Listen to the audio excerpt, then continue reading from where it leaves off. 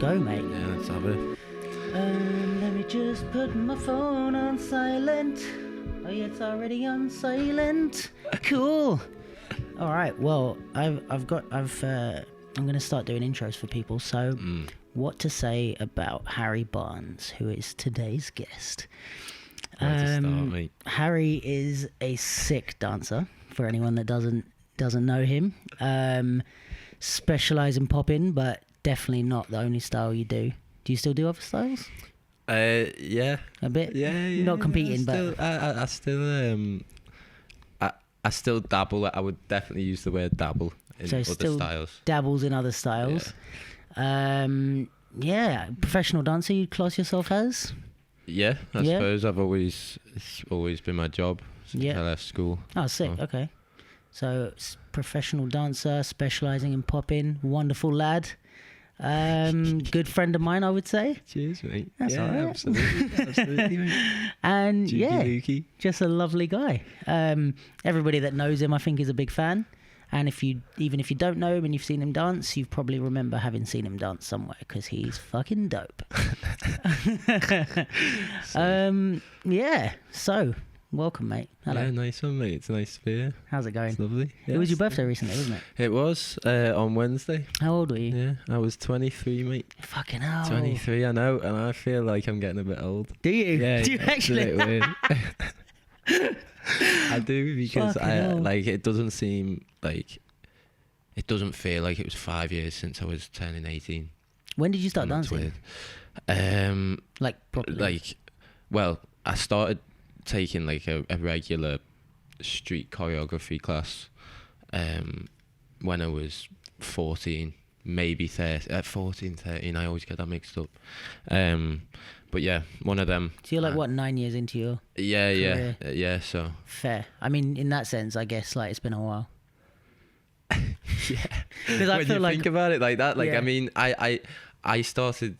I would say when I started taking it serious, I was probably more like, 16. When I was like, right, I'm gonna really give this a go, because it was like I'm leaving school. I hated school. Yeah. And I gave college a go for a month and a half. Did you study what? And I was resitting my maths GCSE, right? Which I failed again, 6th time. Fair. Not lucky. Well, it's a good thing you can dance then. Yeah, and then really was. Then I was doing PE, which I was good at the physical part of it, but the theory I was, oh my god, terrible. Right. And then I was doing art.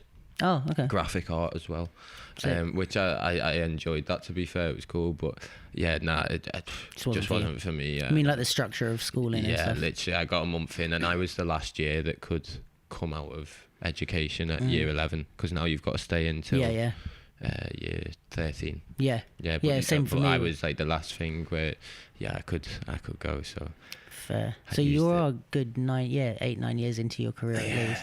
Because I'm starting to feel like I'm getting old, but I guess this is my like 12th year dancing. So we're kind of like even similar. That's mad. Yeah. Similar amount of time dancing. I thought you were longer than that, to be honest. I thought you'd been dancing longer than that when I came into the scene. I only started when I was like 17, 18. Really, and that was like started. So before I was actually around or like any good or noticeable. Were you in the scene straight away? Pretty much, because I started doing choreo classes and stuff, and I went pretty much like my second ever class was at Pineapple, and then I met the first group of people that I like danced with. I met there. So, but then it's like I was always freestyling, but I wasn't in the battle scene until, let's say, like 2008, 9. Yeah. And that was like, there was not that many battles and stuff. So, and then I guess before I got to a level where I was any good. Was that before Chocodero and all that? Yeah. That was when we used to go Madame Jojo's on the weekend. Did you ever come down to Madame Jojo's? I never made any. Yeah. I never been Choc. Oh, okay. So you were even after Choc, yeah. I didn't even make it. I'm gutted. I never made it. I never made it to like Champs when it was. Oh, did you? Champs, from what everyone's told me as well. I used to love when it was in Brixton. Champs, yeah. I never got to make it. I went to Birmingham the first time. Oh, fuck. Yeah, that was when that was when I kind of like stopped going as much. Was when I went to Birmingham, But I think the thing with Champs White used to be what I used to love about it was like the invites and the guests. And like, I don't know if they're doing that so much anymore, but we used to like text, like me, Lee and Mus would like text each other when the guests were being announced, and then they'd like see all the different poppers that were coming and stuff. And then I would like, because I wasn't so much into popping, and Lee and Mus were like my gurus of popping. So I'd be like, all right, I know who Salah is, but who's this guy Jay Smooth, like, or whatever, like. And then like they'd have to like explain. They'd be like, all right, watch this video, he's really good. Blah, blah, blah. Yeah. So I used to like get so excited about that. And also there was not that many international battles. Looked mad. Yeah. Back in the day, they looked mad. Them battles. And anyone like Compared international coming to London was like a big thing back then. Yeah, now it's not yeah. as infrequent. But it's not so common now, is it? Like I mean, for poppers, I mean, there was Pop City yesterday, which was great to see so many internationals. Yeah. But there's never usually a popping event in the UK that attracts a lot of internationals regularly. Yeah, but also I have a feeling that it's like when it was before, like it was a bit easier to win here. So it might be a bit more of a thing of people being like, oh, I'll go make some easy money. Yeah. Whereas now it's like people don't come unless they're like an army you've got to get through now. Yeah. Unless they're like really ready. So it's kind of like going to Paris or something. Like you go for the challenge, but you don't necessarily go for an easy win. Yeah. So I feel like, because we used to have a lot more. I remember when I started, is like there was kind of a lot of like very mid-level people that would come and just sweep up over here. Yeah, and like, I can imagine. Even if they're just, it's like, oh, there's a French guy. It's like, oh, he's probably going to win today. We haven't even seen him dance, but we know he's from France. We're like, oh, fuck, like he's going to win. He's But French. yeah. But just because they're like mid-level was like way higher than a lot of our. The French are crazy, man. Or like, we had a few that were on that level, but we didn't have as many people that were on as high of a level as we have now. Yeah. But which it's weird for me to even imagine that, to be honest, because the level's always been high since I can remember. Even since I've been like watching like online and. What was stuff. like the first things in London that you watched? Online. Oh yeah, like, or what was the first kind of London scene dancers? Champs was the first thing I would watch. So obviously, like Marvel, Brooke. Oh really? Like Breaks, what sort of battles do you remember? Ricochet. Like who they and against? Alpa as well. I can't forget Alpa. Good old Alpa. Shouts to Alpa. Alpa's sick. What's a sick battle I can remember watching before I was like involved? Like that you were like, oh, one day I'll be there. Yeah, like I want to be there. Like, what is that? I mean, I went to watch Just a Boo in Paris when I was 14. What year was that? 2012. Oh, so who was the winner that year? I think the final was Monster Pop and Venom versus. It wasn't Sasha and Cynthia. No, they got. That was semis. That was a semi because there was a bit of a thing there because they did like 2 routines or something. Yep, I remember that one. That was when I learned that rule. So it would have been there were Asian. Asian. Yeah. I can't remember who it was. Should we Google it? Yeah, we could do. So that was like the sort of time when you were like. That was when I like scene. And before that I was watching the Twins a lot. Oh really? If I'm honest, yeah, I massively inspired by the Twins when I was first starting out. When I was I wasn't like, oh no, I'm gonna do popping. Really? Like we said before, like I trained in a few. I did breaking. I did locking. I did house. I did hip hop. So you weren't convinced that popping was gonna be the thing? Like, it was just like that was the thing I was kind of moving a bit quicker with, and a bit more natural probably with. So yeah, like when I went to Just a Boo, it all kind of clicked. I think like that was the category. The thing that like I want to do that, and I really set myself that aim. And when obviously I got there like 2 years ago, and that was for me probably the biggest moment of my career so far, just because of what it meant for me doing it, like, and how driven I have been to do that, and then to get on that stage that like I'd spectated and stuff. That was a mad sense of achievement for me. I think it was mad. How did you find like dancing on that stage? Did it make it harder? I spoke about this with someone yesterday. It's massive in there. Have you ever been? I went 2010 and it was like Nelson and Day one, I think. Sick. Yeah. That's a battle I watched before I got involved. Oh, really? Yeah, that them was against who was it? All What of was the them final? battles. Nelson and Day against Was that when? I don't Was even that when fucking like Pepito and Salah did it? Maybe, or not? Was that Yeah. Pepito and Salah? Was that before? Maybe. All of them times. Yeah, yeah, all yeah. of them I times. can't remember. Are But yeah, I remember. Yeah, 2010 was when I went to watch. But yeah, I think for me after I went to watch it, I was like, I'm glad I went, but I don't know if I'd go again unless I was competing. I think. Yeah, that was like me. I said I'm not coming back unless I've qualified. Yeah. Like that was the thing. So. And when I was younger, I remember like being blown away by how big it was. Yeah. And then even when I'd grown up, like usually still- things seem smaller. I still went in and I was like, Fuck me. Is this a fucking yeah. big? It's like 16,000 or it's something. big. Yeah. It's big for a dance event. It's big. Yeah. And when you pop in as well, like hip hop, you can get away with doing big things. Yeah. Like Yeah. I was going to ask whatever. you about that. Like, does it change how you approached the dance? What was your kind of strategy? Did you try? I tried not to let it change it, but I Right. think it just naturally does a little bit because you just naturally, I think you adapt to your surroundings, don't you, as a dancer anyway. You've got to reach. It's like when you're performing, you reach the back of the theatre, you don't reach the front row. Yeah. So it's like And it's not like you're doing choreography, which you can kind of just trust that the moves are the same. It's exactly like on the you're beat or freestyling. whatever. It's like you're going off the top of your head and trying to make it accessible for everyone. Yeah. And technically good for the judges who can see everything anyway. So it's like you could just stick to your. It depends what you want to go for. Do you know what I mean? Yeah. Like I kind of went there and I was like, I just want to enjoy it. Right. I'm not here to take the title this year. Do you know what I mean? Like, Yeah. I don't think that's gonna happen. If it happened, that would have been quite special. Yeah. But yeah, First year there.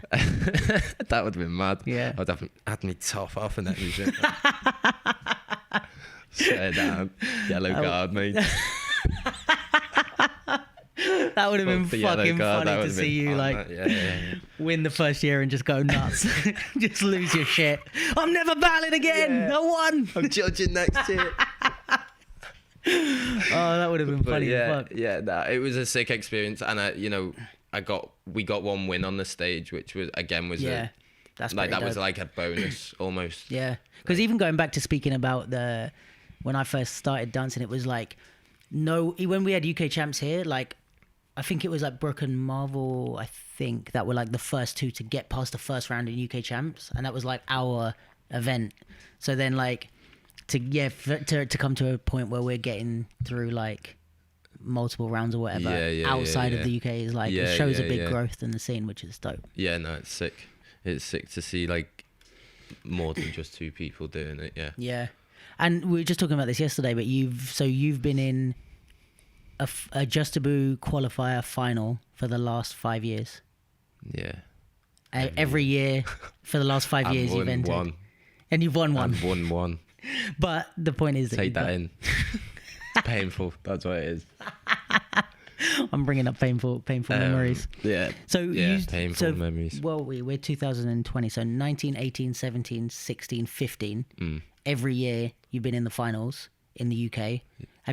1 year was Amsterdam. Yeah, and that was the year you won. Yeah. Cool. Shit. Fuck. That hurts, doesn't it? That makes it hurt even more. That makes it hurt so much more. How come? Because I want to walk out with my flag on it, with the UK flag. Why is that such a... It's just like... I know it's like a pride I think thing, again because of what it... everyone has their different aims and goals. Everyone has their different things that, drive them and that. And for whatever reason, Just Taboo, I give a lot of credit to it because it when I was at the start of like, my career, shall we say, whatever. Yeah. Oh, I mean, it is a career. Yeah. It really drove me. Yeah. You know, it even when I was training, I was like, that was something I'd always put myself in the position of on the stage, and it's just always clicked. And it's like, I'd love to walk out there with the UK flag. Yeah. I'd walk out there with any flag. I don't care really. But it's just extra special. But just that's the Yeah. And it'd be nice to win in London. Yeah. In the home country. Do you know what I mean? Not to bring up more horrible memories, but am I correct in saying you lost to the same people every time you've lost here? I'm honestly not saying that to be a dick. Yeah. Well, it's because it was Brooke and Dixon, and then one time it was Brooke and Paris. One time it was Brooke and Paris, yeah. So Brooke's the arch enemy. That's what we're saying on record. Are we trying to make beef? Nah, not at all. But No. you know, No, but there's nothing wrong with a bit of healthy competition. yeah, no, absolutely. Yeah. I think it's one of them where I'm the young gun as well. Yeah. You know, and you know the Brooks and Nick and Breaks and Sean and all them guys. It's like that's who I'm aiming to beat. Yeah. If I'm not aiming to beat them, who am I aiming to beat? So, Yeah. I love that there's still people that I can't get yet. Do you know what I mean? Because it keeps me driven again. It's like if I was at my age and I'd gone through all them already, I'd probably have a massive head. Yeah. And just think I've ruled the country, and then you know go abroad and maybe get smoked. Yeah. Do you know what I mean? Like it's good that I'm getting my lessons. Fair. Do you know what I mean? And like, especially at home. At home, yeah. like. Yeah, I'm not spending money on plane tickets. Yeah, just to get your head kicked in. Yeah, I can get them at home. It's good. No, I like it. Do you ever feel like in those battles in Just and stuff, like that you almost had it, you were close, or do you kind of feel like, because especially after like the second or third time, do you start to feel like, this is kind of set in stone, like they're going to kick my heads in, especially if you look up to them? It's one of them, like, I look up to them more, but I think with anyone in battle, it's the same with anyone, isn't it? Like, as soon as you're in that battle format, that all goes out the window for them. Yeah. You know, 4 minutes or whatever, and you know the battle goes on, but.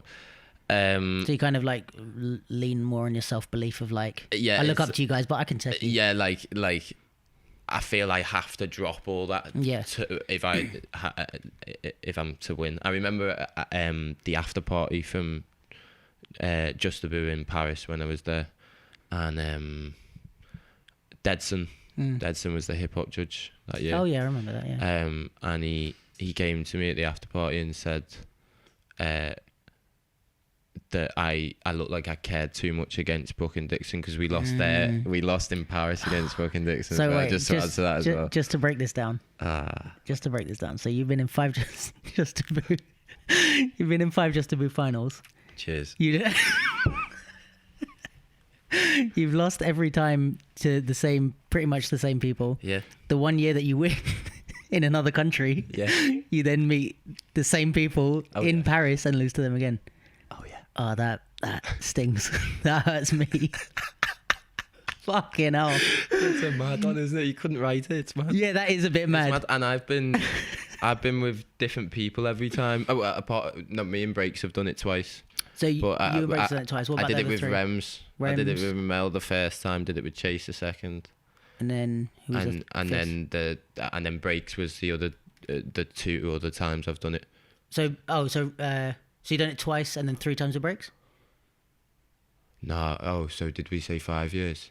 Yeah, is it not? It's 4 years. It's 4 years. Apologies. Okay, right. Yeah. Oh, that's my bad then. Sorry, I thought 5. No, it's 4. I've done it. I've done it twice with Breaks, once with Rems, once with Chase. Okay, they were the cool. finals. Yeah. Fair enough. Yeah. But no, that's nice. And especially what I think is interesting is that I don't know if you're not like, if people are not in the scene, I don't know how much they know about how well we all know each other. Because it's like, I think you see people like even battling against each other and you're like, oh, you don't know that these guys are all friends. And what I think is interesting is like all those people you mentioned, like Brooke, Marvel, Sean, who else did you say? Breaks. Yeah, Breaks. Sorry. All of them guys. But you work with those guys regularly. Yeah. And like you're hanging out with them, you're like staying at their houses, you're like chilling because like, so how is that like if you have like I guess like a rivalry or like at least like you kind of look up to them and you want to. I think I've never seen it as a rival. It's not a rivalry. I went out the mic then, isn't it? It's not a rivalry. It's because you know like I said earlier, they've been people I've looked up to since before I was involved in it or whatever. So it's like I feel quite privileged to be in the position I am sometimes of like I'm in the, you know, I got invited to be into promotion with these guys. Yeah. And like the first time I performed was at World of Dance with promotion. Yeah. And just like, I remember that. I was, that was like, sick. I made like a few mistakes in it, but I was just so gassed that I just didn't even care. I was like, yeah, I'm on stage with the guys that I've been looking up to for years. So it was sick, and it still is like that now. Like, because we don't perform frequently, so it's like whenever we get on stage, it's always fun because it doesn't happen a lot, and I don't think it, like, you can't deny it. It's a nice group. It's a nice group. Everyone's got their own thing going on. Do you know what I mean? Like, yeah, and they're all nice guys. In my opinion, so there's a lot of potential in that group. Yeah. But what's it like? So, say you lose those guys, or or even if you beat them, or whoever, like, you know, you're battling against these people that are your friends. What's it like? Like, if you get a proper heated battle, like one of these Just to Be finals or something against like Brooke and Paris or someone like that, are you like?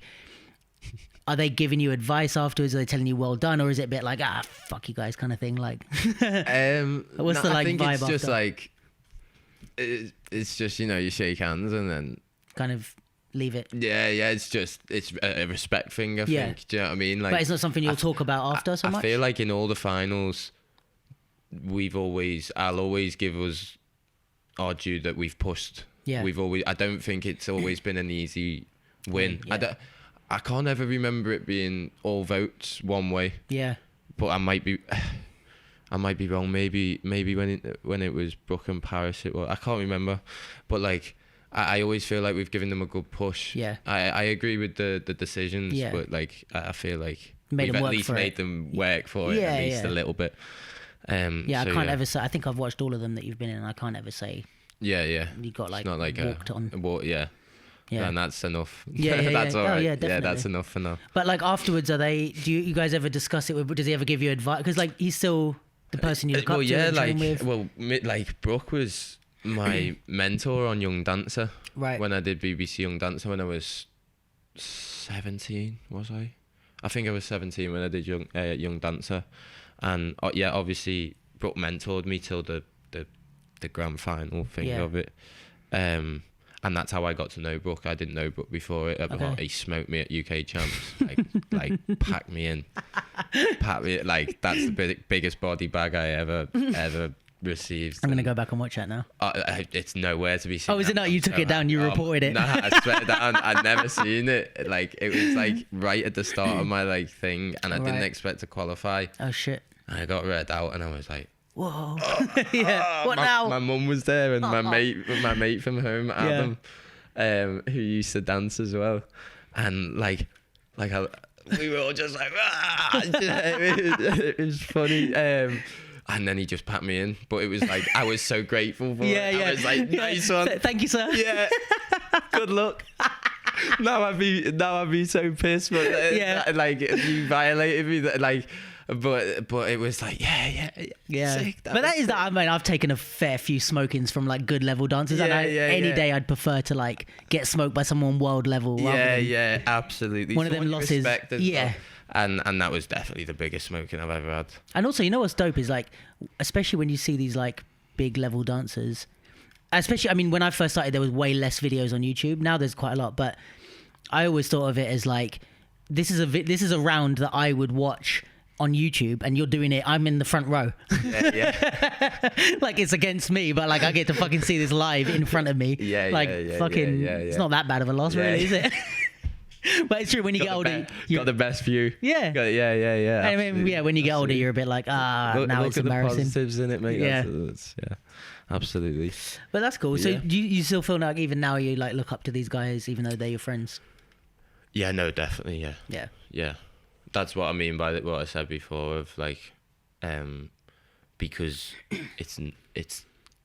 they're still the people that I'm gotta aim to be, even though the people I work with and I'm friends with. It's like I've got to aim to beat someone, and they are the top guys. So the respect is definitely still there with all of them. You know, it's funny in the promotion because we have Monsterz and then there's Firehouse. Yeah. So there's me, Nick and Breaks, who are Monsterz, and then there's Sean and Brooke, who are Firehouse. So there's, you know, you'd say they were the two popping crews of Yeah. the UK, whatever. But I think that's really nice when it There's a comes mix, together. yeah, do you know I think what so. mean? But yeah, sick. It's like it's a good sign of respect as well. Like we Yeah. all respect each other. But then when the battle's on, Yeah. we'll chat some shit and then we'll respect each other again. Yeah, it's just the way it is, isn't it? And I mean, I think that's the difference between like work and battle and competition, because it's like when the money's involved, it's like, all right, now we need to like, I'm not being proud, like who's the best people that we can get money with, because you're not trying to lose yourself money when you gotta pay rent. Who can we put together? That's why I was like, I felt so privileged when I got the call up for that, because to be like, in promotion. it's like, oh, you obviously think that I'm doing something right. I'm doing something right. You know what I mean? So, yeah, no, that was cool. So how did you end up in Monsterz then? Monsterz was a funny one. We all went to it was something that I'd been thinking about for a while before because I initiated that. Oh really? Yeah, I went to them. That's interesting. But yeah, I get on with them all, and I like how everyone's so different in the crew. I don't feel like there's like a lead. Like I feel like there's a few people who are more in charge, but it's like nobody is the big, like what I say goes. Right. Do you know what I mean? More of a like, democracy. It's like everyone chats about stuff and whatever, and that's kind of how my head works. So yeah. Like you're not one that wants to be told what to do. Yeah. Like I wasn't in a crew for ages. Yeah. I was in promotion, but that's not really a crew. It's like a Like performance more work, group. yeah. Do you know what I mean? And it was like I was just representing the Wirral. Yeah.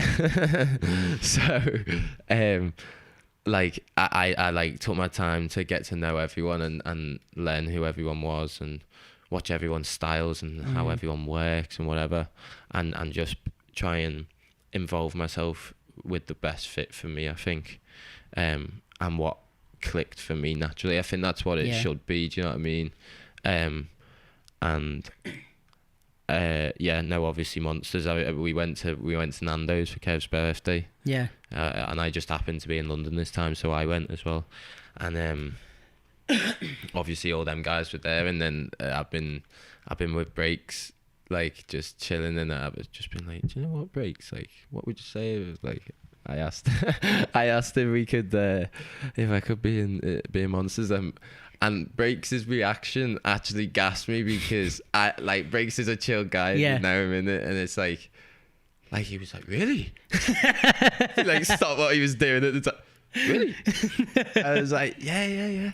And he was on it from he didn't even have to think about it, and then sick. He put it to everyone else, and they didn't. I think, well, yeah, they were fine with it. Yeah, they were fine with it. So I think also with that is like why that probably happened is because from your perspective you were like, and I kind of remember this transition, I guess, of watching you, but like you were thinking of it as like, okay, I'm gonna like hold back and see how everyone is and see what's the best fit for me. So you were thinking of it in terms of like who would you want to work with and who would be your friends and stuff. Yeah. But from, I guess, that the rest of the scene's perspective, what I think happens a lot is that people want to be in a crew immediately because the crew will help them get somewhere. I don't think there's anything necessarily wrong with that. Sometimes it's a mutually beneficial thing. Yeah. But the first thing a new dancer does, they come on the scene and they're not that good, but they're like, oh, I want to train with these people so I can be in Monsterz or I can be in Future Formalities or whoever it is, the big dog crews. They're like, oh, how can I get to that crew? Whereas you, from our perspective, you were just getting good. Yeah. And it was like, oh, fuck, this kid is like getting good. And it's like, oh, he's not in any crew. He's still getting good. And then once you were good and you was established, everyone, you're like, yo, I'm here. I'm like dope. And then you were like, I'd like to be in a crew now. And then everyone was like, oh, yay. So I can see it from that perspective of like, you didn't seem like a kid that was trying to, like, you were bringing something to Monsterz. I feel like you were bringing something to Monsterz rather than asking them for something. You know what I mean? Yeah. And of course, there's mutually benefit. Like, they definitely did stuff for you and you've been involved in stuff that would have helped you. But it wasn't a thing of like, I have nothing to give, but please give me a chance and I promise I'll pay it off. Yeah, like, that was kind of it. Like, and Breaks was like, how do you want to be involved? I know, it's just like, I just want to represent the crew. I want to do what I'm doing, but I want to be representing something that you know, I believe in and respect and whatever. So, yeah. I think that's. I was thinking about this the other day actually. I didn't expect this to come up with us, but that I think one thing that we don't think about, or I don't see a lot of people thinking about these days, is like how the image of a crew affects your career or a company or whatever. Like if you choose to be in Monsterz, that says something about you. Yeah. And it reflects on you. And now anything that people in Monsterz that reflects on you. You know what I mean? Yeah. So that's and you know, that can be for the better or for the worse. That's something I've never thought about, but something to take in, definitely. Yeah, I think like I always think that with dancers, it like aligns you with a certain vision, and it's like, oh, this is how Harry sees himself, this is how Harry sees the world, this is what he wants the world to think about him. Is it makes everyone you put everyone in the same bracket. If there's a certain character in the crew or characters, it puts everyone in that bracket. 100%, or at least that you condone it. Yeah, do you know what I mean? It's it doesn't have to be that you're the, like, I don't know, fucking, I don't know, I can't think of a funny example. I was going to try and make a joke, but if somebody did something crazy. Yeah. Actually, I could think of many jokes. The point is I was going to cross the line, but. I felt it. I was like, let me hold back. Come on, if somebody did something crazy, but let's say, like, for example, in Monsterz, if somebody did something crazy, and then you were in Monsterz, it doesn't have to be like, oh, Harry's also a crazy guy, but it would be like, if you don't say nothing, then you're kind of saying, I'm okay with that because you're in the same crew. Yeah. But yeah, I think a lot of people just kind of go in the crew and not in Monsterz, but I'm just like, because Monsterz is quite a close knit crew, so there's not loads of people going in and out of Monsterz, but a lot of other crews there are. Yeah. And it's like, I don't think it's like a football team or something where you go and play a season or two and you get transferred, you move around. You're still the same football player. It's like, it really says something about your character. So when some people go into a crew, I'm like, what? Like, why are you in that crew? In that crew, it's random. I know you as a person, and what you stand for and how you are is nothing to do with like. And that's exactly what I mean. It's like people will just go in crews to put it in their Instagram bio that they're in that crew, and it might get them a few more followers when people click on. Yeah. Maybe. Or like that they're going to get opportunities, or they're going to be associated with the good dancers in that crew. Yeah, exactly. But I think maybe things have changed. Like I think when I first, my crew and like people that we started with, we were all friends, and like there was people in the crew that never danced because it was just like we were a friendship group. So then when we gave it a name and most of us were battling, it was like there was no need to say to people you can't be, they're part of the friendship group, so it was kind of that thing, and we were never based on level or anything. It was just like you're amazing. We were all friends. Funny, we all grew up in the same area, so everyone that was pretty much like core members of UMA, we've all been friends for like 10 years. So I think for me, that's my upbringing on dance. And like a lot of the other crews when I first started, it was like either your area or the friendship group that you're in kind of thing. And I think maybe like there's nowadays it's more of like a business move or a like image move, which I guess is valid as well. But yeah, I just think it definitely does speak about who you are as a person. So but yeah, so I think anyway that my point was, or going all the way back. I think that was the good thing about you with Monsterz, is that you kind of showed that you were good first, even though maybe that wasn't your intention. But it was never a plan. I never said I'm gonna do this. Yeah, it just worked that way, and it was just the way I found myself doing it. Really, I didn't find the need to go and be like in a crew straight away. Like because it kind of naturally happened for me. Yeah. When I think back, I don't know how, like, there was never a plan. Like, I didn't leave school with a plan. I left school knowing that I could dance a bit. Fuck it, this will do. And I enjoyed it. And I like to think I've got a decent mentality most of the time. Yeah. How do you mean decent mentality? Like, you're just an honest kind of... Like, just kind of driven with stuff. Right. Like, I've always lived at home on the Wirral, Liverpool, for anyone. Near to Liverpool, for anyone that doesn't know. If there's any people that aren't from London that are like looking up like subtitles to understand Harry's accent, that's why. There's like some French or Italian people like, what is he saying? Sorry. Nah. But yeah, Liverpool ways. Yeah.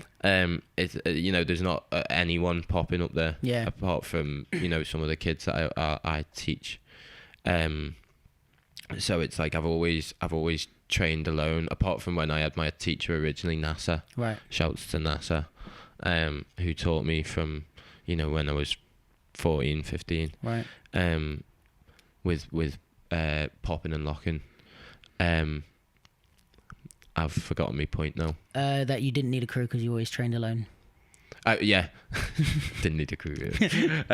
Basically, I always trained on my own on my mum and dad's landing till like 3 bells in the morning, pissing them off, keeping them up. But they let me do it because they knew. I think they knew I was going with it. And that driven mentality, like I never did my homework. Yeah. But I'd dance till 3 in the morning on the landing. Yeah. Do you know what I mean? But I'm sorry, I've got no homework for you, but I've got a naughty combo that I worked on last night, Jen. Like, I'll show you if you want. Got a new tutting thing for you, though. So it's like I was just proper driven in that way, and then I can't remember how I was going with that about the driven thing. We were talking about mentality, and because you said like that you didn't. You've always been used to training on your own. And... Yeah, it's just like like you were saying before about coming back and getting better without being in a crew. Right. And it's like I like to, my teacher moved back to France when I was 16, 17. So then from then it's kind of 17. It must have been 17. Yeah. From then, it's been kind of me training me sort of thing, and. There's like a pride associated with that. Yeah, and it's like I'm proud of myself for that because, I even took myself away from watching YouTube and stuff, so I wasn't looking like anyone. And there was a stage where I reckon I went almost, 6 months or whatever without watching any battles, like apart from like. Watching mine and going over them and seeing what I can do better. That was the only thing I'd watch. Do you know what I mean? So, I've always kind of had that self-motivation. I think also the good thing is that, I mean, depending on how you view your journey, but that like no one can ever say that it's Monsterz that made you good. Yeah. If you know what I mean? Like, which isn't necessarily a bad thing. Yeah. But if you have that pride of like, I kind of have that. Like, I've learned so much from so many people, but there's no one person you can say that's why Luke is who he is kind of thing. It's like, it's me that did that and collected the information. Yeah, no, that's good. Yeah. So, and like, there's not anything wrong with like having a mentor or, because even like you said, Brooke like trained you a lot and stuff, but there's like, we saw you get good and then join Monsterz. So that was more of like I side with your army kind of thing, rather than like, being like, help me. I like all of them guys, like all of the promotion guys, I almost see as mentors, even if they don't think I do. Yeah. But like, since I was young, they've been the people that I've been looking at. So it's like, even when we're training and stuff and rehearsing and making stuff, I'll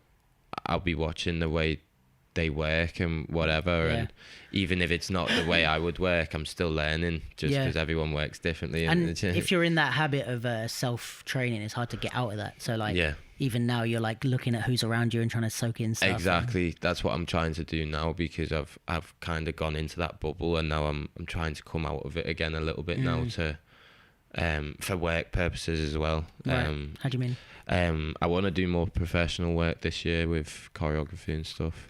Sick. I'm always choreographing myself when I'm teaching. I'd like to push that more, because I feel like there's a lot of work in that. Yeah. And I feel like it's something that comes quite natural to me, and it's not competitive. So there's not so many highs and lows. So there's not so many knocks. Yeah. And it's like, especially because you specialize in a style, you're not doing classic choreography. Exactly. It's like it can.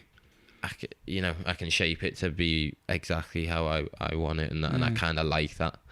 I'd love to work with like someone who produces music to get it like so everything that I'm feeling and thinking is coming to life. That would be sick. That'd be exciting to see. Yeah, because my mum was a choreographer, you see. Oh, really? Yeah, so like...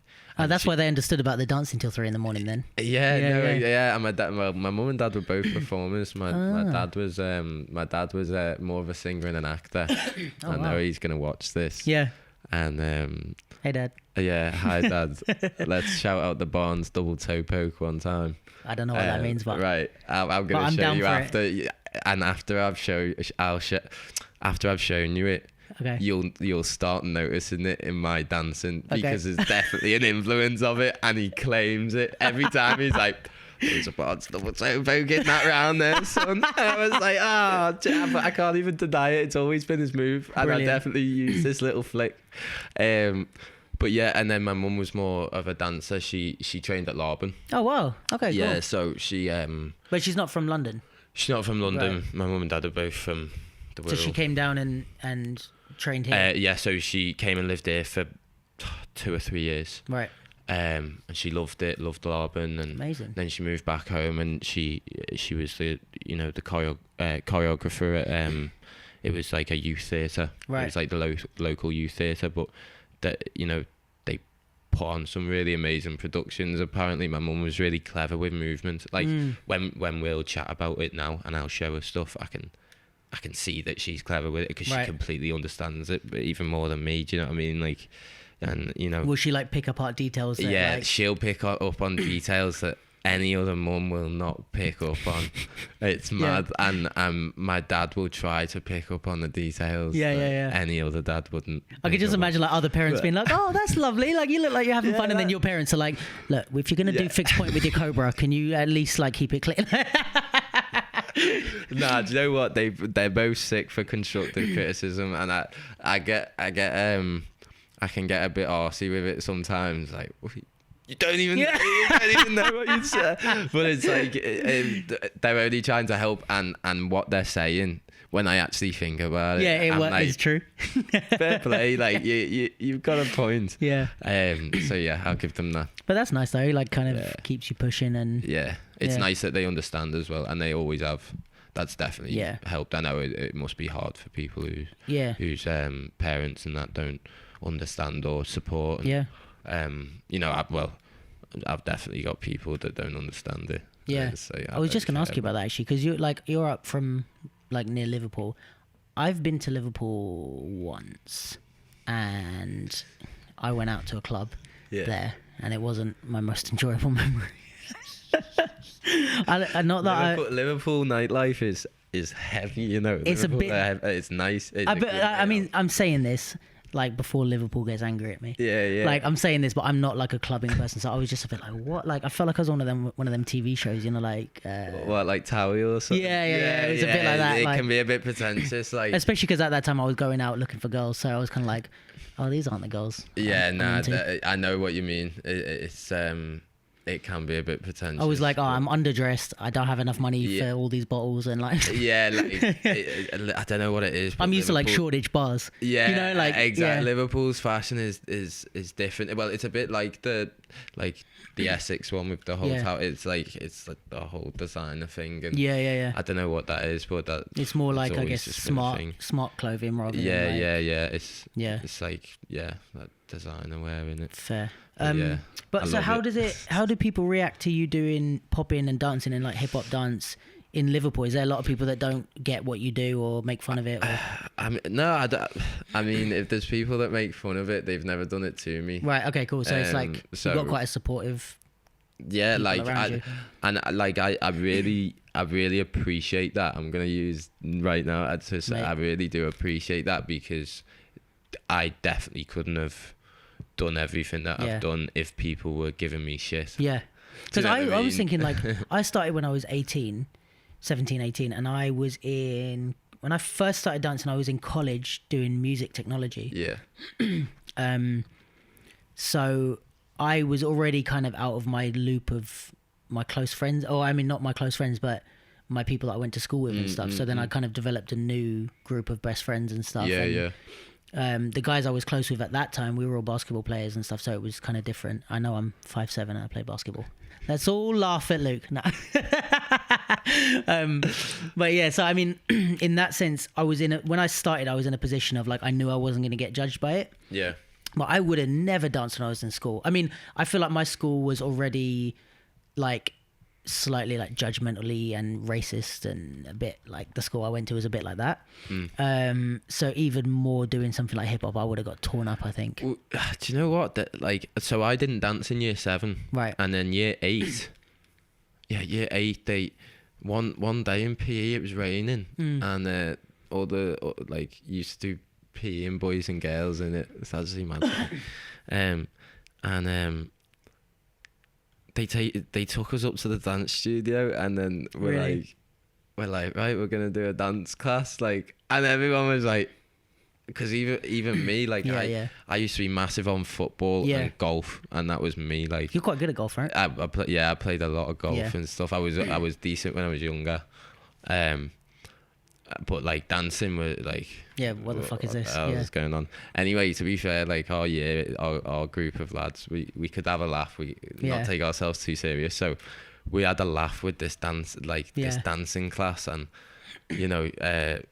shout out to Mr. Yarrington, but he definitely didn't have a clue what he was doing. He was just making it up. You know what I mean? Now that I know what's going on, he's doing all sorts of star jumps and press ups and shit. That's not dancing. But you know what I mean? Like we had like we all actually enjoyed it a bit.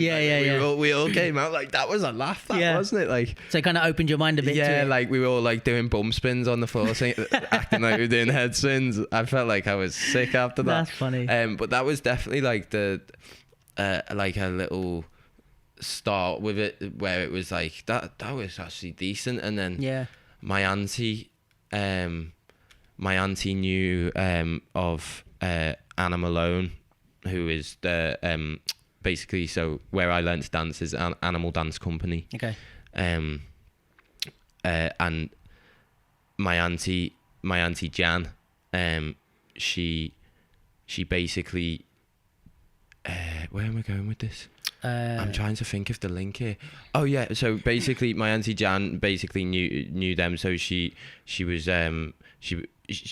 trying to get me to go to the local dance show, like the annual dance show, should I say, to watch. And and like, I think I went because I'd enjoyed that a little bit. Right. I think that made me go, that's the link I was trying to get there. Sorry, that took me a long time. Right.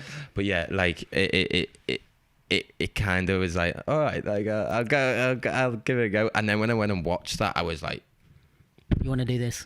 That was sick. Yeah. Like when, like, especially it was the breaking one. Yeah. When the breaking class came out, and they're doing like 6-step, 3-step. Like they're just. But it looks cool when you don't know anything. Like, they're sick. It's see like kids my age from around ours doing it, and there was a few lads in there, so I was like, right. And my mum booked me in to go the next week, and I went. Sick. I shit my pants walking up the stairs. It was the scariest walk up them stairs. Like, you should just hear girls. Yeah. Like, which at that age as well, it's like, like there's no boys here. Not only am I being vulnerable, everywhere. like I'm being vulnerable in and front I was of in girls. year 8 at the time, like, and like you said, I didn't know if that would get accepted, but anyway, went and gave it a go. And everybody in school and stuff was always like, I just never looked back, and nobody in school, apart from like people that I'm close with, who you can have banter with. Yeah. Do you know what I mean? But no one like used it as a thing to make fun of you. No, it was never a thing like that. Nice. I think maybe I just had a shittier time in school than everyone else. Yeah. I'm like, I can't imagine not being made fun of. I feel like I got lucky with it because like I still have I have people who I know like do not give a shit about dancing. Yeah. And they'll see me in the pub.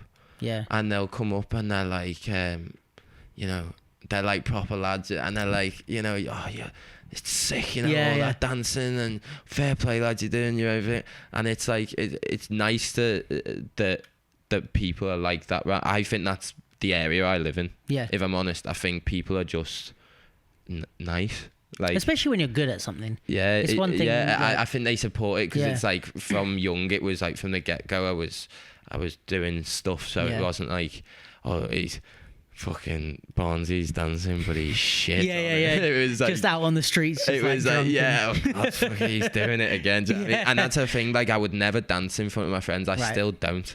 Yeah. I'm not one of them. I don't go to a club and dance. If you saw me in a nightclub, you'd probably think that kid is a joiner. Do you know what I mean? Like he's a scaffolder him. He's not a dancer, but like honestly, like it's just that's never been a thing for me. But I think actually as well that like comes from a level of like self-confidence and success, because like I feel like the people that you're going to go out to a normal club with for a drink and are like banging out tutting combos, I'm like, oh, who are you trying to prove this to? A few names just sprung into the head then. Should we get the beef on? Woo! Listen, we've all fire in the booth. We've all been to like dance after parties or like clubs with people that do that. But mate. yeah, and there's nothing wrong with ciphering and stuff. But if you're out in a place that's not like, I mean, if you're gonna say controversial shit, go for it, mate. Nah. Don't hold back. It nearly got controversial. I've just been in there's some funny situations. Yeah, where me too. I'm like, what are you doing? Like, yeah. But to be honest, like I hate that. I can't dance naturally, if you know, like as in before I started dancing I would never dance in the club. I'm not a naturally good dancer, I don't think, and I didn't really grow up with dance in my family or anything like that. So but I think when I started, or maybe I did, I don't know, my friends who I grew up with were like always doing, I was saying to Kieran the other day, like, you know the chicken noodle soup thing from Light Feet, I remember my friends were doing that when we were like 14, 15 or something. Really? Yeah, like, but it's because we liked the music and we knew there was a dance to it, but we didn't know it was part of a. We were just like, oh, that's like I remember the something. song when I was little. I remember the chicken noodle soup song. Yeah, so I think like maybe it was like in terms of my friendship culture, it was like we used to go out and dance at parties and stuff. But, I can't remember my point, but yeah, I think when, I don't know, like I've never enjoy it. Also maybe it's like I'm attention seeking, because I'm like, I don't want to be banging out all my best stuff if no one's watching me. Like if I'm in a cypher or on a show or in a battle, yeah, cool, I'm gonna go ham. But like I think there's people that go to clubs and then you just see them like, it's attention seeking. What are you up to? Yeah, it is a bit, innit? I don't care what anyone says. It is attention. It's like a different type of attention seeking though, isn't it? Yeah, I don't know, it's just mad, and people will all, I hate that, like when people dance. Oh yeah, dance. that's you're a dancer, dance. I'm not fucking performing monkey on it. Like I'm here to have a good night like you. And also it's like if you found out someone's an accountant and you're like, I'm Yeah. I'm gonna send you over my taxes right now. Yeah, right now. Do them here. Yeah, it's like I've worked all day or whatever. I've taught dance all day. I'm not dancing again unless you're paying. It's like you just want to be a bit more free and just have a good time, don't you? And like a thing for me as well is round ours as well, like the whole like techno dance music, house music sort of scene is big. Yeah. And I'm a sucker for techno. Anyone that knows, I love a bit of techno. Like, do you dance to it? Like pop to it? I went through a stage of training to it. I'd love to do some stage shows with it, because with some like proper progressive tech, like the long pieces, like the 10-minute songs that just progress, because you know the way they progress, you could just build it with movement and be so nice. But that'd be sick. I love seeing. I said this to you about a few minutes before we started, but like I love seeing dancers choreograph or dance to music that they actually love. Actually, like rather than just this is poppy. There's a different feeling behind it. It's raw. It's nice. I think that's a lot of the problem with not to start a debate, but like, you know, with like people say like poppers dancing on like funk music and stuff that are maybe mine or your generation. It's like we never grew up on funk music. We never grew up on James Brown, or you know what I mean, for locking or whatever it is. So this is a mad one, you know. This is something I think about all the time, because I'll teach locking. Yeah. I'll teach like locking classes because there's no one else to teach locking classes around Liverpool. And for me, like exactly that, it's like I wouldn't know who James Brown was probably. To be fair, I'd probably know who he was, but I wouldn't know like proper songs and stuff if I wasn't dancing. Like some of my mates, when I've said James Brown, don't have a clue. Yeah. And they just don't care. Yeah, they don't have a clue. And like the kids I'm teaching, I'm like, yeah, James Brown, and they're like, who's that? And it's like, all right, I can't expect them to know. Like, yeah, I was watching an interview with, I can't remember who it was. It was a rapper, and they were saying like about who he looks up to, and he was saying people like, he's like one of the new kind of, not mumble rappers, but new generation rappers, and he was saying like he looks up to people like Future and stuff like that. And I can't remember who the host was. I can't remember fucking nothing about this interview. But basically they were saying like about, you know, like, yo, you don't look up to like Tupac and Biggie. He was like, I was born after they died. So why do you expect me to look up to these people that like you they find weren't as around legends? then. Yeah, when I was born, Future was popping. Absolutely. So like I'm gonna grow up listening to, and I think that's something in hip hop that is kind of we're wrestling with a bit. Is that like everything's moving on. There's like new people being born and growing up and joining the culture, and we can't expect them to have the same idols that we had. Yeah. My favorite thing to train to and dance to is UK rap. Yeah. If I'm honest, like, it's even like culturally as well. I wish there was battles for UK rap. We did one, but no one fucking came. I think Breaks won it actually. Is it? Yeah, I'm not even surprised. It was Breaks and Godson. Oh, okay. I'm not. Theo, Yeah. like I think they were in the finals, Sick. but we did one. Us UMA and New Movements did a grime only battle. But then it made me realize is how many foreigners there are in the London scene. Yeah. I thought it was gonna bang, but then it's I was like, there's a lot of people that aren't from London, and they're like, what the fuck is going on? I think there's quite a lot of people. There's people that don't even listen to it as well, and it's like for us, that's our hip hop. Yeah, culture. that's what I was gonna say. Is it's like especially like you kind of get or not you get expected, but like part of the thing is like understanding where the culture came from, which is cool for sure. But then it's like if you expect me to love like.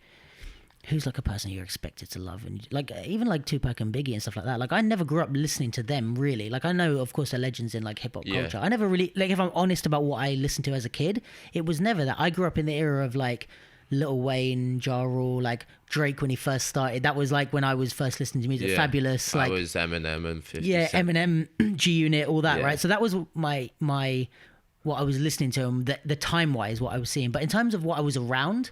I grew up with grime. Like I remember watching like Crazy Titch on Channel U and like these like proper early like Wiley and all that stuff when it first came out. I was like, I always talk about this, but like tuning into like pirate radio on my mum's car when she went in the shops, like to listen to grime, and like all my friends were like going to like do radio sets and stuff on these little budget radio things, and like we'd go and sit in the corner and like watch the older guys like. But I was like, I grew up on grime, and it's like. To then go into a hip hop battle and pretend that I grew up on like fucking the old school hip hop and like I was ever listening to. It's like faking it. And it's like, which I get. There's a distinction between knowing and understanding the culture and where it came from and where your dances evolved from. But I think you've also got to pair that with your upbringing. And where you otherwise it's not authentic. It's got to be you and your dad. This is what I always try and say when I'm teaching as well. Like I can teach you. Move after move after move. Yeah. Some kids will come for private and expect to be fixed. Like it's like I can, teach you an hour of moves. That's fine, but give you a little choreo. It's you being you, and making these moves work for you that will make it special. Do you know? Like I can't tell you what that is. I don't know you better than you know you. Like I'll skank with popping. Yeah. Do you know what I mean? Because sometimes more than a boog feel, because that is more the music I would listen to and the way that my body works, I suppose my mind works. It's like, but not everyone would. Some people would look at that and be like, what? It doesn't fit the style. But that's what I want to do. Yeah, and I think also it's like like when you get to like a good level and you're good at your dance. Well, not even good, but when you mature with your dance, I think we can see your personality in your dance. Yeah. Like if you look at Nick Marvel, for anyone listening that knows him, I think he's a sick example because he's so like detail oriented. Nick is the sickest. Keep going. Nick is the sickest for this. In terms of like it reflecting your personality. Anyone that knows Nick personally, I mean, I'm not like with him 24/7, but I'd like to say he's a friend of mine. But like. He's detail orientated, like as a person, detail oriented. I don't even know. Don't ask me. Should have learned to speak before I started the podcast. But like, he's like into details. He's very calm, very collected. Yeah. Thinks out a situation before he even gets into it. Yeah. Like very on time. Reacts in a very logical way to things that happen. And then you watch his dance and you're like, oh, that's exactly how you dance. That is Nick. And that's what, what makes Nick. And even if there's like other people that do robot, there's other people that do wave, like that's what makes him is because, and even if, there's multiple people that have that, like there's multiple people that I would say have the same personality traits as you, but you're still different to them. You're still Harry. Yeah. So I think that when you mature with your dance and really come into it, you start to reflect your personality because of the choices you make. You know, like Nick's never going to be like, let me practice my backflips, or like I don't know, or he's never going to be like, let me just practice like reacting and not thinking. It's like that's not how he lives. So I think as well when you get to a certain age and level, it's like when you're young, it's like you can play around with stuff and not be taken so serious or judged for it. But when you're a bit older, it's like you're a grown man or a grown woman, you know, like you've got your personality in that, like you've kind of found yourself, whatever. Yeah, that's and the it's thing. like, why are you doing it's almost like if I did something that was really out of character for me when I'm dancing, like really I'm trying to think of what's say, like, I don't know, like if I just did something really out of character, like I would be uncomfortable because I'd feel like people were gonna be like, what's he just done that for? Like, I think in a deeper sense, it reflects on how much you've like found yourself, and a lot of us have like, especially as artists, we're a bit more like maybe deeper thinking than the average. I don't know, maybe that's bullshit, but like I think when you start to find yourself, you're comfortable putting that into your dance. Like when you dance, you have like a mix of like playing around and being funny and fun, but like still deadly, if you know what I mean, and like still like, okay, when the funniness doesn't make us not take you seriously, you know what I mean. But I think that's you in real life. Like you can be making jokes and like we have a conversation and you're being stupid and saying funny stuff, but you're very intelligent, and the stuff you're saying, I'm listening. I'm not like, he's just talking shit. Do you know what I mean? I think it's like, I've never had that one. Yeah, see that you one? are. Intelligent Claude as well. You can get on that. Intelligent. You're an intelligent guy, especially in the stuff that you know what you're talking about.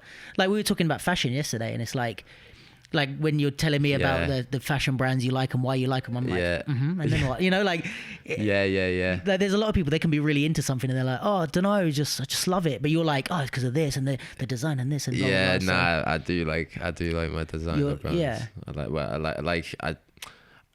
I don't like saying like I don't know if I'd say fashion. I don't know if I'd say it was fashion because it like there's some stuff that I'll see and I'm like, whoa. But I mean, it depends what your definition of fashion is. Like, like everything that you put on could be fashion. Yeah, so in that sense, when I say fashion, I'm thinking of just style or dressing yourself. Yeah, for sure.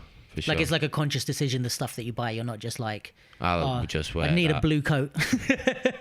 You're like, I need like to know why and definitely. I need a blue coat. But I know people that are like that. Jen was like that for a while. Is it? Yeah. Yeah. I just want a blue coat. You know, Jen. Fucking love her. She was like, there was time when I'll be like, do you want to like, because I want to buy her something that would be nice, and I'm like, I'll buy you want to like a new pair of jeans or something. She's like, no, like my jeans are fine.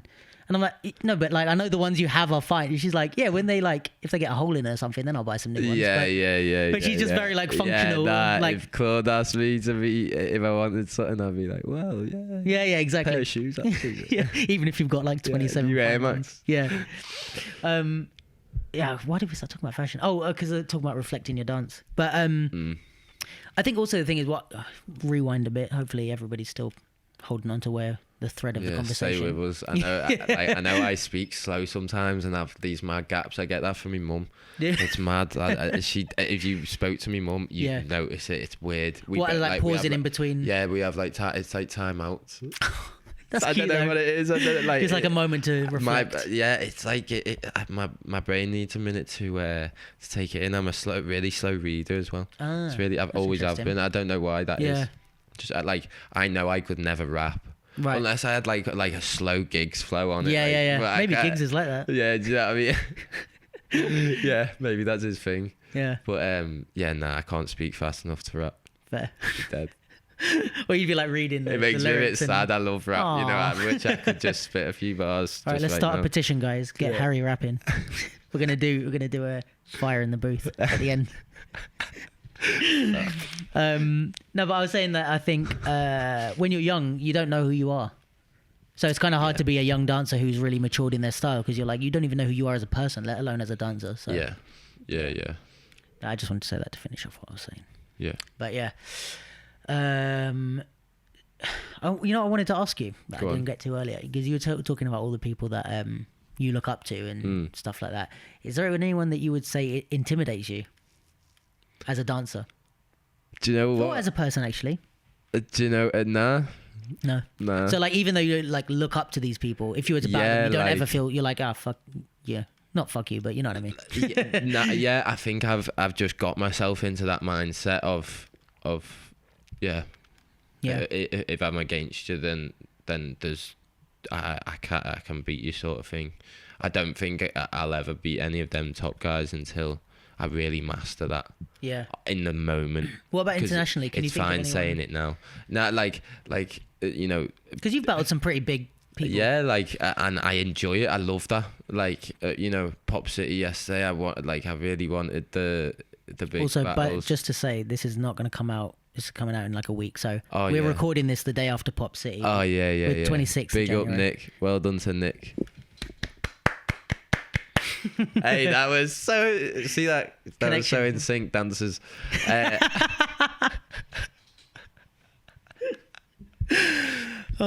was so mad. So anyway, we're recording the day after Pop City. Yeah. So we're Sunday the 26th. Yeah. But yeah, no, I wanted the, you know, I wanted, like, I just love that test of going against the guys that you see on YouTube all the time or whatever. You see ain't getting invited here, there, and everywhere.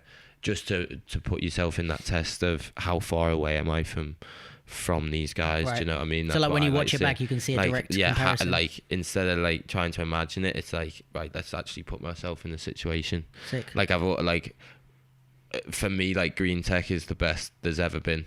Yeah. In my opinion. I feel like I'm with you on that one. For popping, like I nobody touches him. Like when he's at his best. Yeah.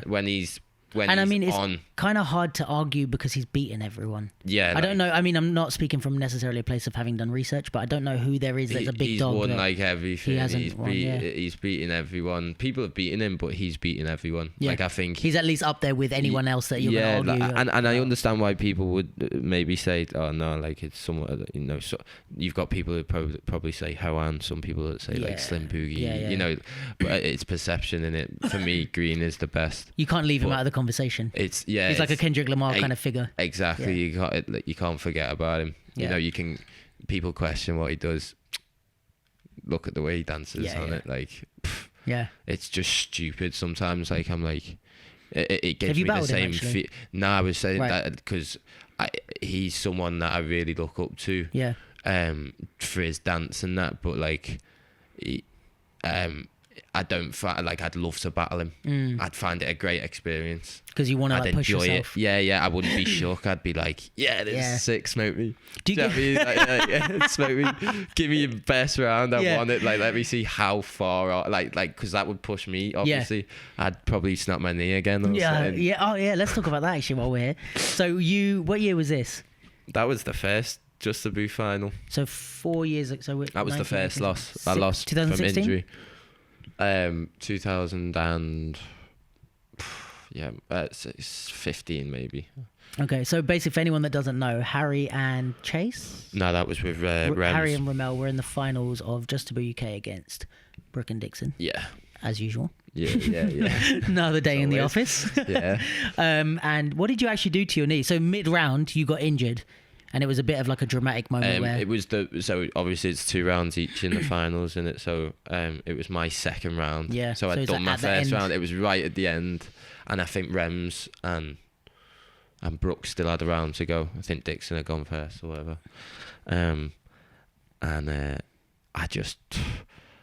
I just lent too much into my knee. It happened so quick. Yeah. There was nothing I could do about it. Yeah. And I know I'll never do that again. What was the injury that you got? It was sprained ligaments in the end. Okay. But in the knee. In my knee, yeah, and it like came out and then snapped back in when I landed. Well, so I thought. I went for an X-ray and that's what they'd said. The hospital had said, but you know, I went to a physio like 6 months later. I had it looked at, and he looked at it for like a minute, and then went, just like fully relax your leg, And I did, like, thinking that he was like behind me, and he just went bang like that, and it clicked it back in, and it had been out for the whole time. It had been out, and fuck. I'd fully rested for 6 weeks after. I did, like, I taught sitting down. I did not do anything active on it. Yeah. But yeah, like, to think, like, after those 6 weeks, I was fully, like, walking around, you know, like, especially after, like, you know, 8 weeks, I was fully back up and doing shit all the time, and dancing every day and whatever for 6 months. Fuck, man. And you know, the hospital x-rayed it and told me that it was back in place. So I don't know if it's like moved out. I don't know. Yeah, maybe it moved but out. I couldn't feel it. And then when he put it back in, it was like a relieving pain. Shit. And I was like, oh shit. Like, that's how it's supposed to feel. Yeah. But by then he was obviously like, because it's been out for so long, you've damaged all the ligaments. So I still feel it to this day. Fucking hell. Like, what was that especially like? in the cold. Dude, like, because I remember watching. It was actually heartbreaking, you know. I bet. It was honestly heartbreaking. It was very dramatic at the time. Because of, like I said earlier, how much it meant to me. Especially it was the first time I got to the final. Yeah. Fuck. So it was my first time trying. Yeah. So it was like it was like I didn't expect to be there, and I was a bit overwhelmed that I'd made it there. Yeah. And like. And then that happened in the last round, and like I couldn't get up after, and I just knew then like that there was nothing I could do. Paris was the following week, and it was just one of them. Even if they'd voted off that, and you know it had gone our way, maybe, I don't know. Yeah, it's pointless anyway. That must have made you feel fucking. Shit. Do you know, I was. It was just going from such a high to such a low, because I wouldn't been asked about losing. I was in the final just to beat UK, mate. I was living my best life, lad. And I just lived a little bit too much. It mate, and it cost me that year. Fuck. But yeah. Well, I mean, it could have been worse, I guess, in the sense of it could have not been recoverable. Exactly, and you know, let's hope it doesn't keep reoccurring. You know.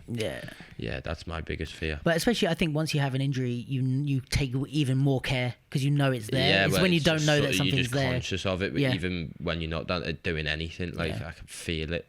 Like I said, in the cold, I get like when it gets cold. Yeah. Icy. And I feel it. Yeah, like I feel it aches in the cold. It's all right in the heat. Fair. But yeah. Damn. Yeah, man. So what's next / what's left in your career? Like, what do you feel like? Oh, I haven't done this. Like, maybe winning Just a Boo.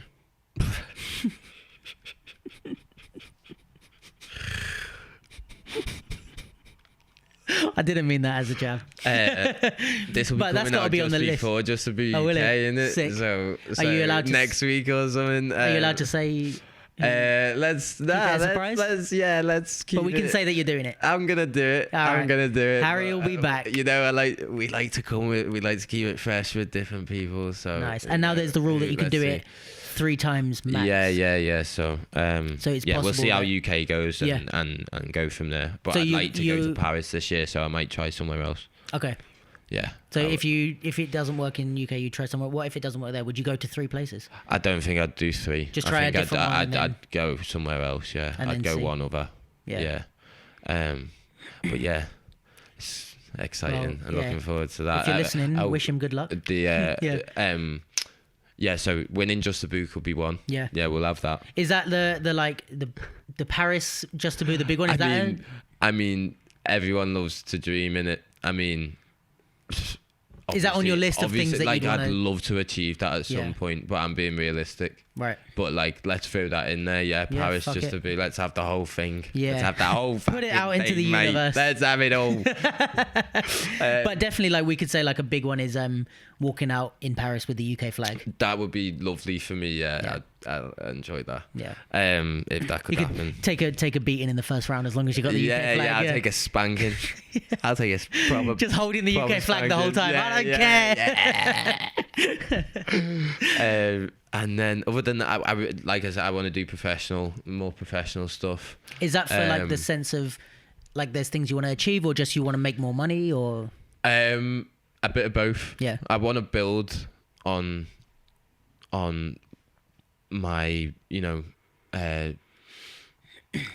experience, I suppose. Right. My not like working with people, working with different choreographers and adapting to different people, just so I'm getting better at what I'm doing, and I'm staying current and keeping my mind active with it, and not just getting too comfortable to just teaching every week and then going and judging so it's more like a UDO personal and growth. stuff. And as great as that is, I want to push my mind more this year, instead of just teaching and judging other people and doing everything for other people.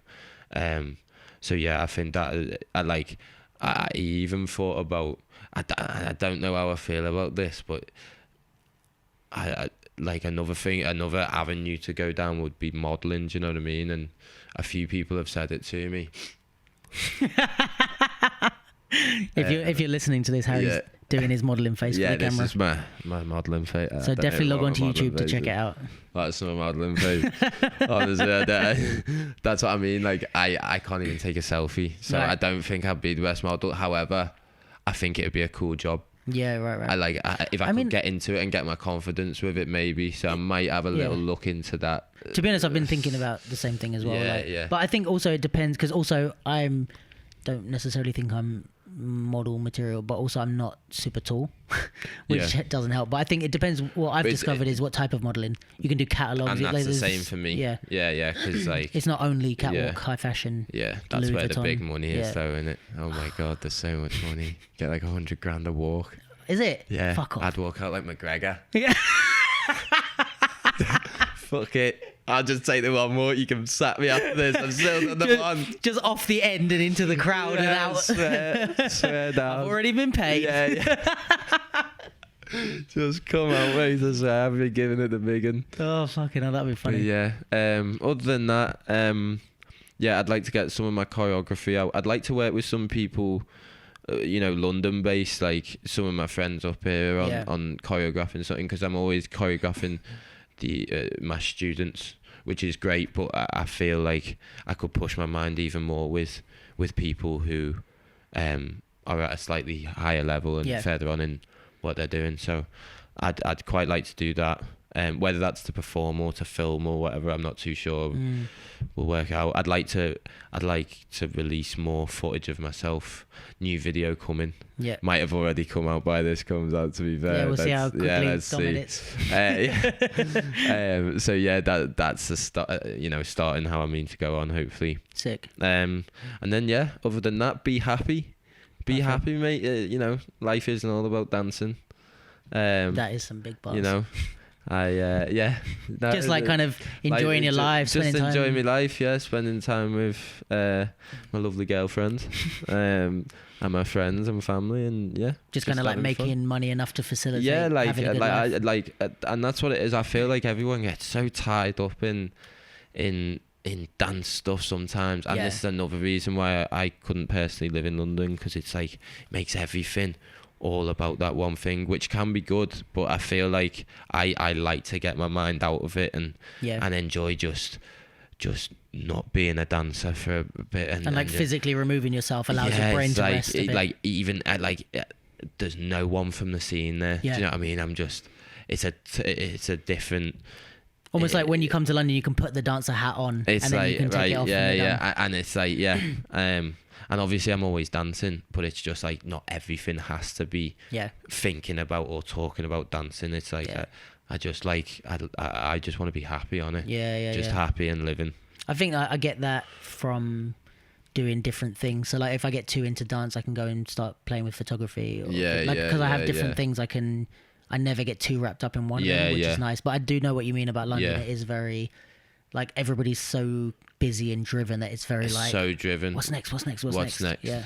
Yeah. And also, I guess if you grew up in London, that's one thing. But if you didn't, maybe where you're from is a kind of more chilled pace of life, and it's definitely. I live in a place called West Kirby. West where? West Kirby. West Kirby. Yeah, and honestly, so nice, it's right by the beach. I've been up to, where did do you remember I texted you and I was like, I'm coming up to near yours? It was like the other side. Is there like a river near there? It was like the other side of the river. I think you came to. Didn't you come to like Southport or something, or Stockport? Stockport. Is that near? I think I came to Stockport. It's like the other side of Liverpool to me, I think. Right. Okay. Yeah. So you were like 40 minutes, probably half an hour. That was a fucking long drive, bro. Was it? Like 5 hours. Yeah. Straight by myself. Mate. By yourself? By myself driving. Yeah. Nah, I get trains, obviously. But yeah. If I could just like sleep or something, bro, I tried everything to. Like, I put my laptop on, put a movie on, and plugged it into my car speaker so I could like follow along with something. So I didn't to keep you going. Yeah, I couldn't drive for that long. I don't think. I don't think I could drive. But it's way cheaper than train for me. So yeah. Oh, the trains have gone up. Yeah. I got a 4-hour train yesterday, and it was like more expensive than like Eurostar. The old Virgin trains. Really? Because they've changed with the Virgin thing now. Gone way off topic. We're talking about Virgin trains now, isn't it? Who cares? Maybe we'll get a Virgin sponsorship from it. Yeah, that'd be all right. I could do with one of them because yeah. You're coming back and forth quite a lot, isn't it? Yeah, a few times a month, right? in dribs and drabs. Sometimes I'm like, there's been times where I've been back and forth to London like 3 times in a week. Oh, fuck. And it's like, oh my god. And especially money wise. So expensive. But are you, when you're doing those things, are you kind of taking into account like, oh, I'm making enough money for this to be worth it? That's If I'm doing that, then there's a reason why I'm doing it. Or it's for a job where they're paying travel. Yeah. Do you know what I mean? But it's just a lot of traveling then, and I hate. Well, anyone that knows me knows I'm not the biggest traveller, even though I travel all the time. You don't enjoy it. And I don't really enjoy it. Yeah. I like being at home. I like where I live. Like my sofa. I like like a cup of tea. Yeah, it's just comfortable. I just like the comfortability of it. I like all my stuff being there. Do you know what I mean? Yeah. I'm sure everyone's the same in a way. Yeah. But yeah, I can't live out of a suitcase for too long. Yeah, it does get a bit. Yeah. I always want, like, I'm hoping to have people like Frankie on the podcast. But it's like Frankie's traveling. Gonna have to book him about 2 years ahead. Yeah, I wonder if I can afford it. Hey Frankie, can you do 2022? I'll ask him if he can come on for my 40th You probably birthday. still couldn't do it. Yeah, you 40th. Oh no, mate, I'm booked. I've got a camp in Vietnam. I've got a camp on the space station. Yeah. Big up to Frankie. Frankie's sick. But like people like him, he seems like he's traveling non-stop. Yeah. Like, and you know what? Like I think it'd be great. Like you can't not think that's great. Yeah, like, seeing the world and getting paid for it and doing what you love, great. But I just need little breaks in between. I couldn't do the constant traveling, where you don't come home for months. Like that's not a bit of me. Yeah. But yeah, money talks, innit? Exactly. Talks, that sort of thing. I mean, next thing you know, you're gonna get. I don't know who's watching, but you're gonna get booked on a tour, and you're like, fuck it, I'll take it. Yeah, you'll see me. Yeah. Yeah, basically the message is don't not book Harry based on what he just said. Yeah. If you're paying him, he'll still do it. Yeah. The price is right. Yeah. All right. Yeah. Sick. Well, I reckon we'll wrap it up. Thank you for having me, mate. Mate, thanks for coming. It's been lovely. Nice for you to come and see the new flat as well. Yeah, it's lovely. I mean, the new professional studios. Duke LDN Studios. Yeah, we should get a sign saying Duke LDN Studios and put it up. Yeah, there. If my landlord lets me. Yeah. My landlord lets me nail it to the wall, then maybe I will. Jenny lets you. Yeah. She can fuck off. No, I'm just Sorry, Jenny. Imagine she doesn't say anything. Cutting that out. It's going to be cut there. I just like throw these things in near the end because then if she doesn't say anything, it means she didn't listen. Yeah. So oh, fucking hell. All right, so when this comes out, let me check what date this will come out because when we can know what we're wishing you luck for. This will come out not this Wednesday, the next Wednesday, so 5th of February. When's Just a Boo? I think it's is it the following weekend to that or something? 15th, 16th. Yeah, it's one of them. So when this comes out, Harry's in his final stages of training for Just a Boo with a as yet unnamed partner. Woo! and it's maybe going to be a little bit spicy. And anything else coming up in February that we should advertise? Little bits of judging. No, nothing too crazy. So we'll see you about. See me about. I'm gonna be hopefully battling more this year, focusing on myself and stuff. So sick. And wishing you the best of luck with the injury as well. Thank you very much, come back. And of course, just Taboo. Yeah. And for anyone that has got to, where are we? Episode 5 this will be. Anyone that's got to the first 5 episodes, thank you for listening. I'm going to keep them going. Any reviews on wherever you listen to it helps. I don't particularly care about trying to make money yet, but in terms of me knowing where you're watching or donate. Start a GoFundMe. Give £1 for Luke. So I can afford a sign. Yeah. Fund Luke's sign. Go on, let's get that going. Let's fund Luke's sign. I just need 20 people to give £1 each, and I can hang a sign on the back. I'll give the first £1. Let's fund Luke's sign, and by episode 10, he needs that sign. Sign it, saying the Duke LDN Studios. Yeah. That would be sick. Just so I know where people are listening and watching, and also you can comment any guests you want me to have on, because there's no fucking plan. We're just doing things just going with it. step by step, living our best life. Chat. Yeah, it has actually. If anyone has got this far, then thank you. Coming up to like an hour and a half. Oh yeah. But a few people have said they've been listening all the way to the end, which is nice. Sick. That they're not switching off and getting bored. No, but sick. All right, let's fucking wrap this shit up. And appreciate you coming down, man. Nice one, Dukey Lukey. Dukey Lukey Lentis. I think it's Kieran that made that up. Cheers, mate. Dukey Lukey Lentis. Yeah. Cheers. Let's have a high five. Nice one.